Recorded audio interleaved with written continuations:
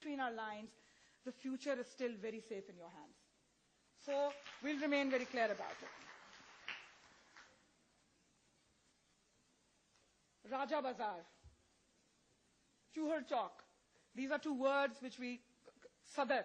These are words which anybody would locate through the globalization effect. But the privacy factor is there. Why not we use the same GPS system and control traffics?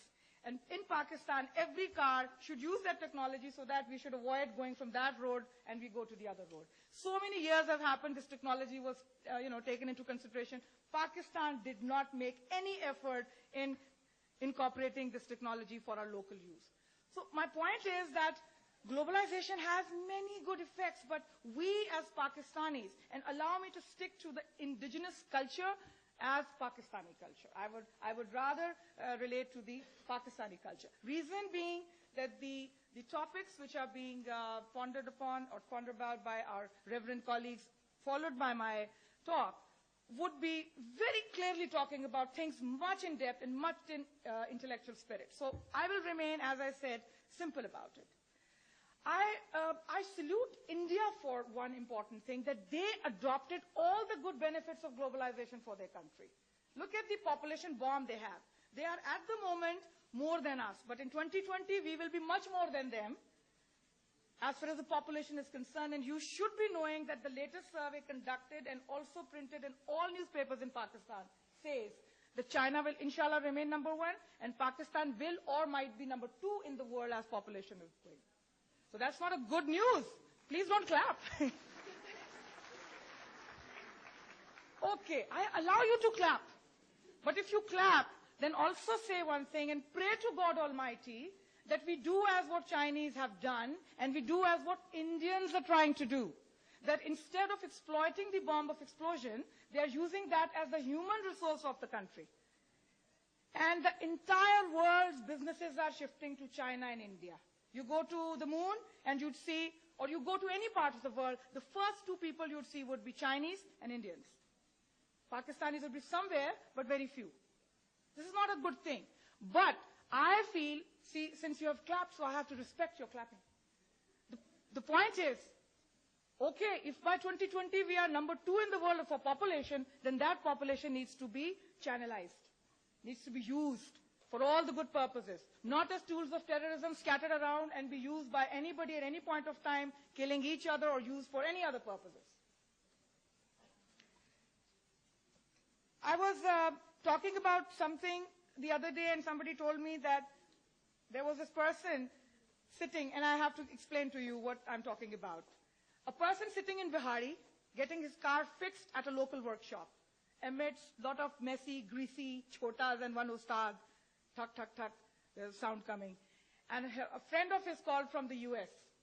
He once again had a mobile life, sophisticated mobile. They both started talking about a university.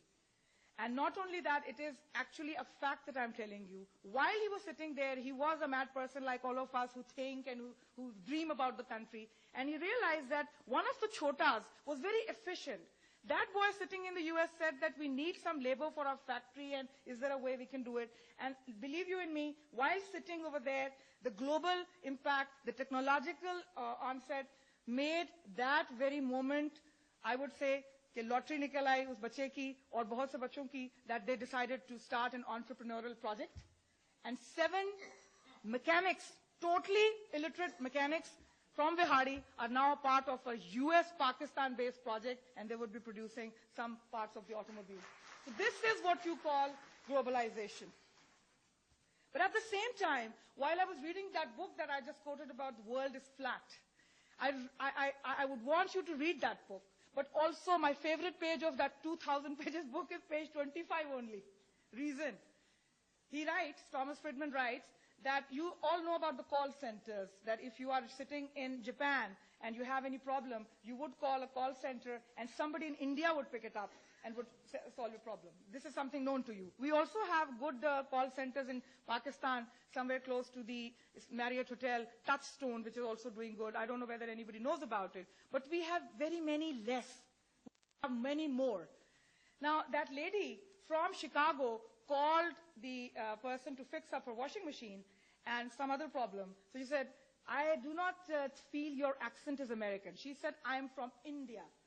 So that lady, the lady from Chicago was not good enough in her geography or history or whatsoever. She said, where is India? So my favorite line starts from here. She said, next to Pakistan. So that is... I tell you, I am clapping even now because that was the only one time I felt people were talking about Pakistan. That trying to recognize India through Pakistan. So, isse khubsurat lamha koi nahi. I want more moments of that sort. I want more lines written by people saying like this, because this has now become a rare commodity. Remember there was a ball called tango. I think most of the young people sitting here were not even born at the time when Maradona won the World Cup, soccer World Cup. I think it was 1984 or 85. There was a football called tango, made in our very beautiful Sialkot. Afterwards, load shedding and all these things took away that glory, that fame away from us. No more tangos in Sialkot. But at the same time, yes, hidden and covert and still very quietly, we are able to also once again prove that Pakistan is a part of the globalization. You might not be able to go and see the World Cup in Spain, but your football is very much over there. And then you can see your football from your LEDs or LCDs or plasma sitting in Pakistan, seeing how your football is becoming a part of the world. The Reebok, the Nikes, the other international brands that we wear and we spend a lot of money on them are also locally manufactured due to cheap labor in Pakistan and are becoming a part of the entire world. But the sorry part about it is all entrepreneurs elsewhere in the world brand, have realized that Pakistan is the best producer of cotton, 100% cotton. We are so good in that. We've got so many potential, but yet there is no government sponsorship, coordination, marketing, somebody to hold our hand and take us ahead and make it big for us. I was standing at a mall in Canberra, I think I remember. Chawal, rice, Pakistani basmati rice is the best in the world. But when I looked at it, it was written Sultana basmati rice. There was this person standing with me, and being a Pakistani, when you're outside, you really freak out talking about your own country. So I just told him, this is from my country. He said, I can't see your country. I said, my country is somewhere. And you would believe me, there was no mention of Pakistan. It was written somewhere at a very, very small font, maybe 7 or 6. On top it was written, manufactured and packed in India. And a very small thing, product of Pakistan, exported from Pakistan. Now, I felt, where is it? I mean, you have to go so down, going so below the line, wearing a magnifying glass to see your country.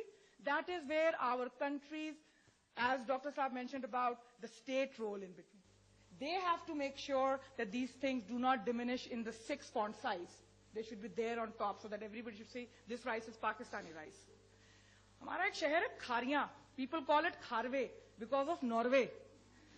Lot of people from Khariyan have gone to Norway. But in Norway, people do not call us Pakistanis. They call it the place of Chonsa and Sindri and Anwarator. The best mango in the world is from Pakistan. If you want to punish somebody, take them to America or Australia and just present them with a mango. It's better to commit suicide than to eat their mangoes. So that's the time where you have to come, package your beautiful mango of Pakistan, and instead of just Kharve and Norway, it should be everywhere in the world. But our mangoes, our sweet corn, every agriculture produced, Pakistan being an agrarian country, is unable to capitalize on it. वो कहते हैं ना नलका खोल दें तो पानी बह जाता है. This is the way, at the rate of speed, we are losing every resource that God has gifted us with. Now, coming to another good point about globalization, if I have not missed out anything over here. WikiLeaks.